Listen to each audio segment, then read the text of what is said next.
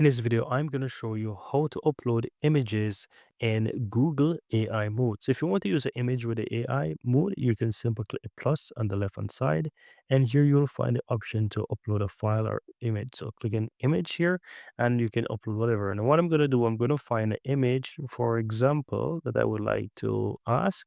And let's find something interesting. So yeah, I'm going to upload, for example, this bag right here, and I'm going to upload the image and I'm going to just say, what bag is this, for example, and ask the AI. It's going to look at it and it should tell me what it is. It should do a search and it should tell me. And as you can see, it finds it. It tells me that it's a spray grown bag.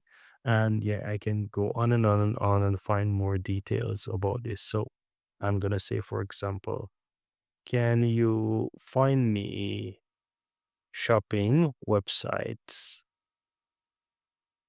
that sell these bags for a good price, for example. And you can ask the AI to whatever it is. So I'm just using it in this case. And so you can basically do whatever you want with it as well. It's a powerful AI tool until you get a general idea. So that's it, guys. That's how you can easily go ahead and upload images and Google AI mode.